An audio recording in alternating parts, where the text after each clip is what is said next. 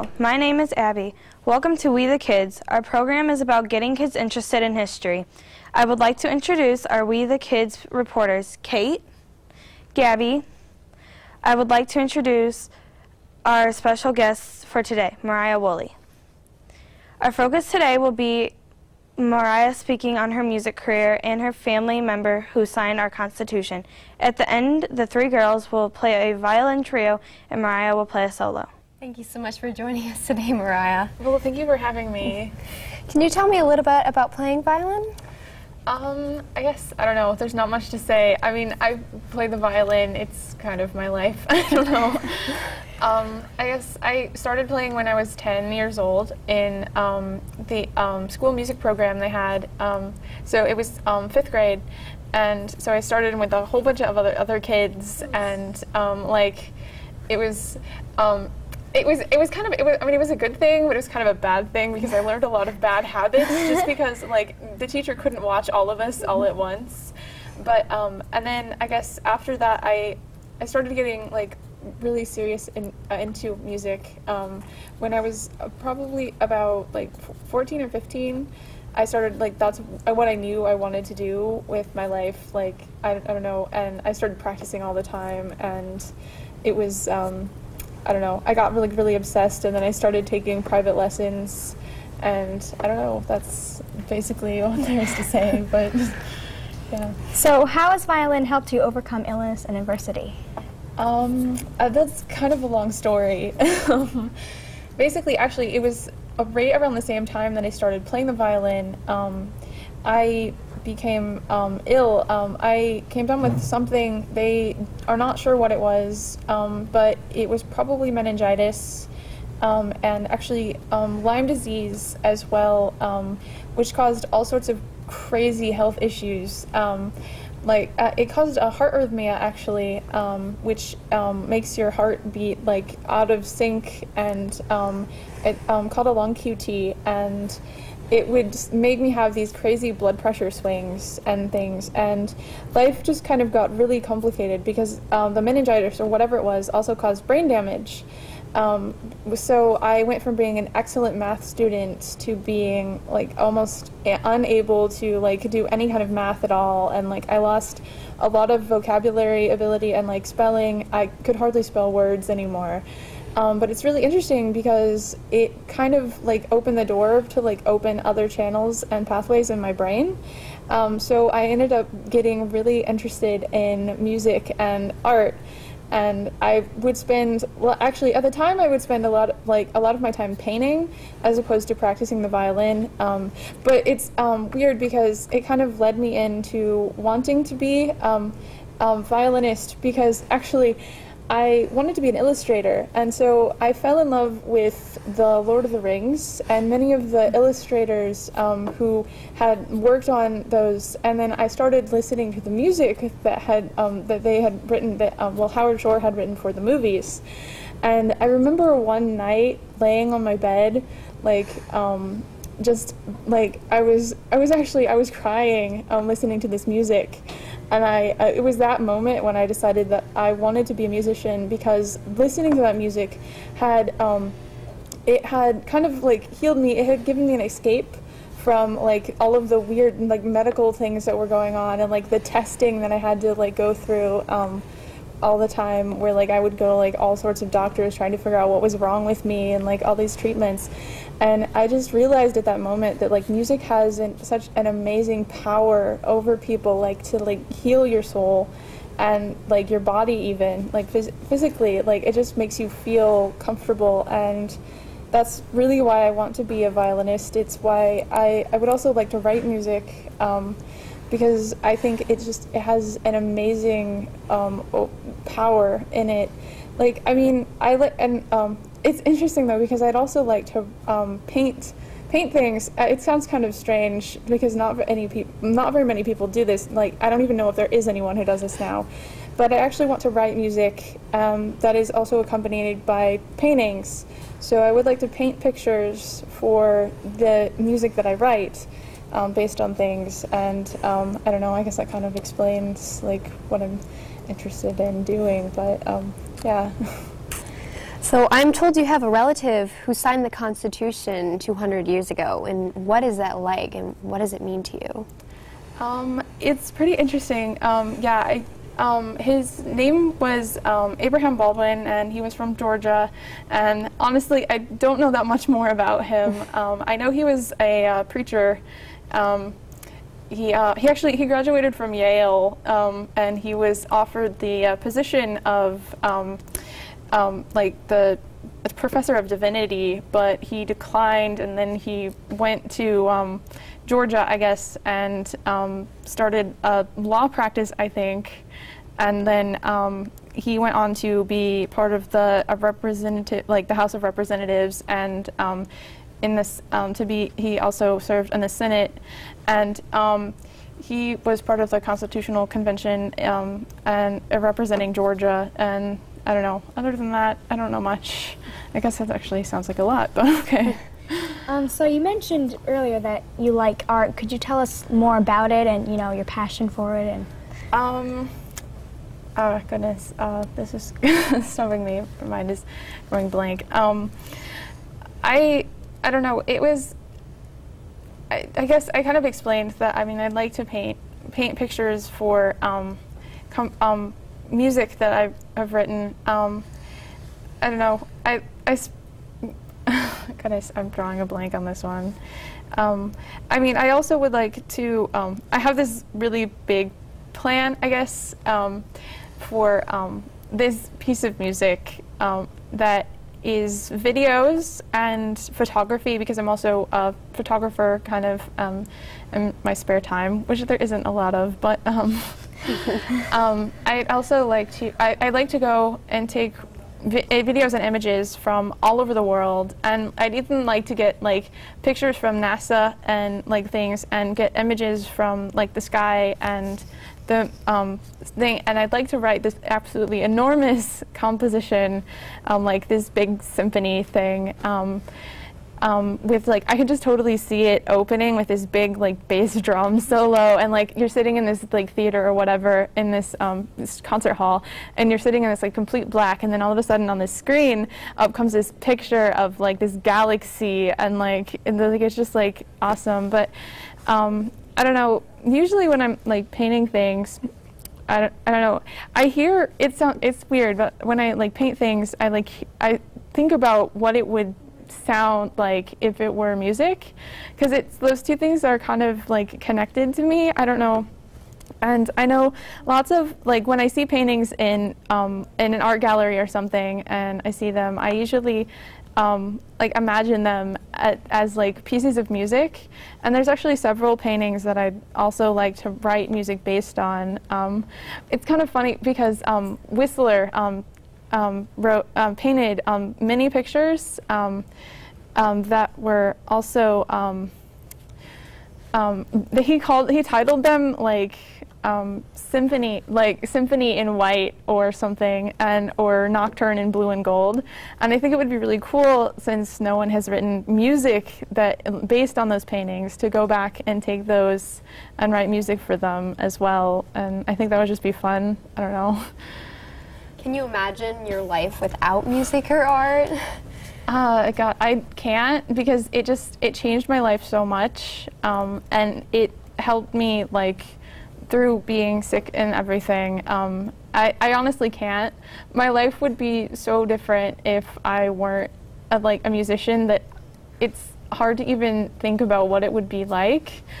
I mean, before I got sick, my main goal in life was to be either a paleontologist or an archaeologist, but you know, that really wouldn't have been possible if since I lost all of my math ability, and like to get into college and like do all of the the science and things that you'd have to do wouldn't really have been possible at that point. So like it's kind of a good thing that I got interested in music, because it was just like, yeah, it helped. So I don't know. So what do you want people to, you know about you as a person? Gosh, I don't know. I mean, other than the fact that I'm a violinist and a musician, I don't know, there's not much else to say. I don't know, I guess I I care a lot about people. I don't know, is that something you can say? I mean, I want to be a musician because I want to help people. Like, it's not like you're a kind of like you're doing the same thing as like being a nurse or something, but in a lot of ways I think it's almost better. Like, I mean, not better, but it heals in a different way. Like, it serves to, like, I mean, being a doctor or something can like heal your body, but it doesn't always heal your soul and like heal you like on the inside. And the reason I want to be a musician is because like it helped me, like all the doctors were taking care of like all of the physical stuff, and then but the music is what really brought me out and like just got me into like I don't know, it just helped me through like stuff, and I don't know. If you could say anything to the children of America, what would you tell them? I'd probably say don't give up on your dreams, because sometimes it can be hard, well, especially if you are interested in going into something like art or music, and it can be really hard because people will tell you that's not a good thing to do, you should try something that will get you more money or like make you more like friends or something, I don't know.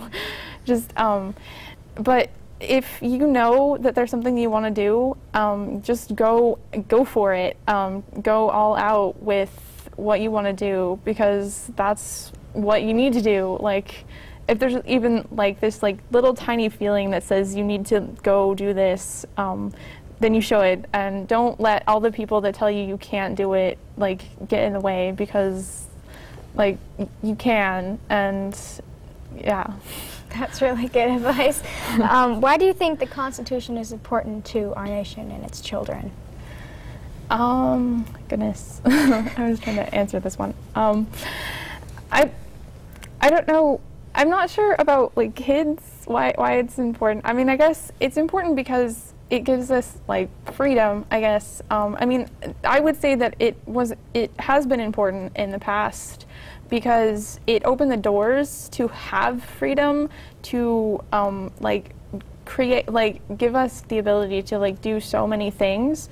Like, if you think about it, that was the beginning, like the opening of the doors for like so much innovation and everything, where there weren't like major regulations, and like the government didn't have its hand in like everything that like, so they didn't tell you that you couldn't do this or you couldn't do that, and it gave us like so many things. Like, if we hadn't had that, we probably wouldn't have all of the technology and like all of the like music that we have now, or like the books and everything that were like existed and exist now, because it gave us like freedom.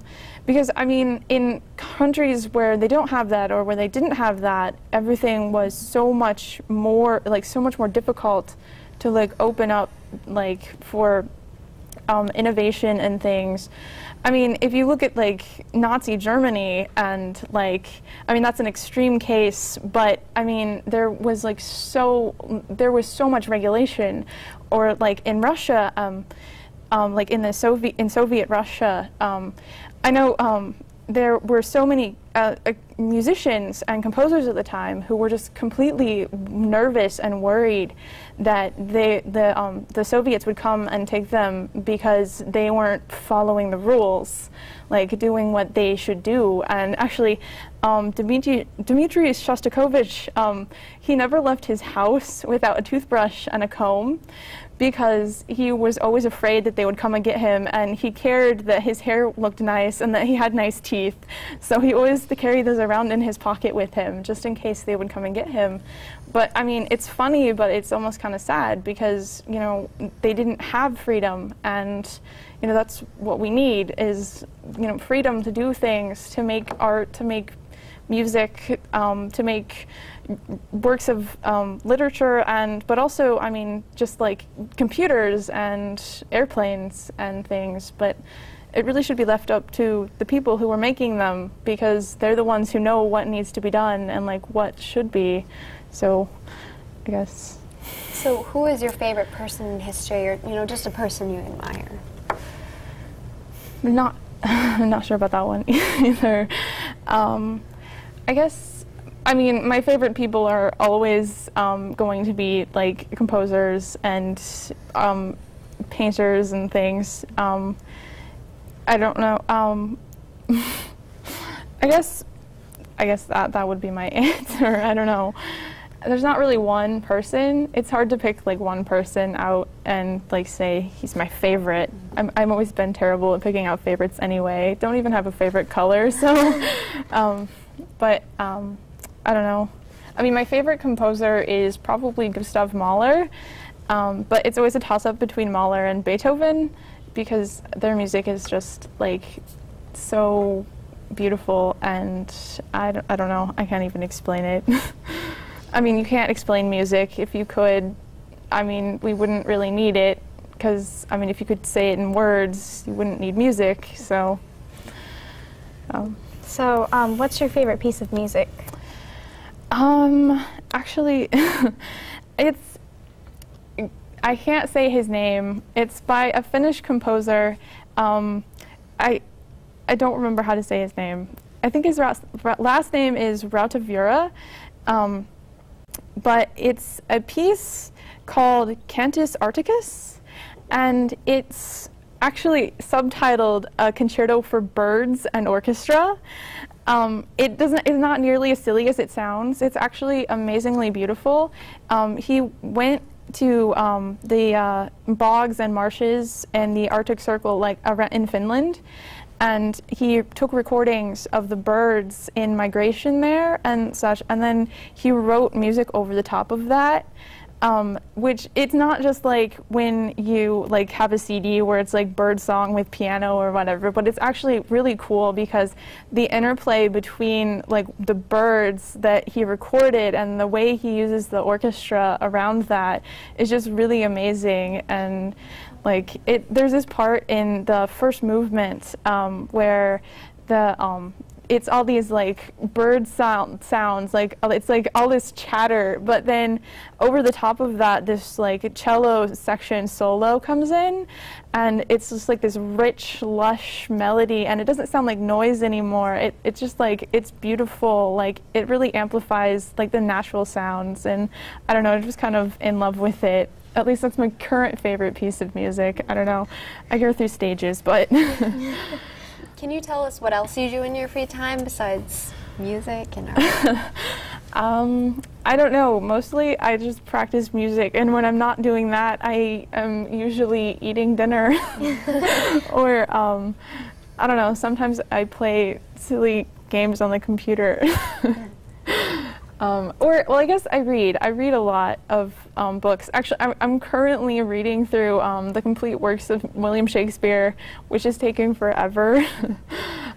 There's like so many, I don't know, but I have this giant book. It's like that thick. So I'm reading all the plays and everything. But so I read a lot when I'm not playing music, and I don't know, I like reading, I guess. Is there anything you like to add about yourself? I don't think so. In the Constitution has helped America change, you know, in the last 200 years so much. Where do you see America in the next 200 years? Oh gosh, I don't even know. I mean, it's kind of difficult to like predict the future. I mean, people have tried and it doesn't really work. I don't know. I would like to say that it would still be around and be what it is, but I mean, I don't really know. Like everything, like the world is changing so much right now that it just like, you know, maybe not. Maybe it's something different, but you know, I mean, it is changing, and I honestly can't really see America being like here in 200 years, but I mean, maybe, hopefully. Can you tell us a little more about Baldwin, please? I don't really know that much more about him. I mean, there's the pictures over there. I mean, that's what he looked like, such. But I don't know. I mean, he was in the Continental Army during the Revolution, actually, He was a chaplain, so he didn't do much fighting, but he was apparently very important, at least that's what the records say anyway, that he helped a lot of people, like, you know, helped with like morale and everything. So I guess that's, he taught at he started Georgia State University. So, and there's a county in Georgia named after him, actually. So I think it's Baldwin County. So I don't know, but I don't know. There's not much else I can say. That's really all, mostly that they know about him anyway. That's like really interesting, I guess. But well, it's really amazing that you're related to someone who signed the Constitution. Yeah, it's kind of weird. Like sometimes you'll be talking about something and someone will bring up like the Constitution and you're like, oh, my relative signed that. And I'm like, oh, okay, yeah. Well, good luck in your future. Thank you so much for your time. Thank you. We actually have a gift for you. Thank you. This is a We the Kids shirt. Thank you. And a book by David Bowman called What Would the Founding Fathers Think? And if you would like to learn more about We the Kids, you can just go to wethekids.us.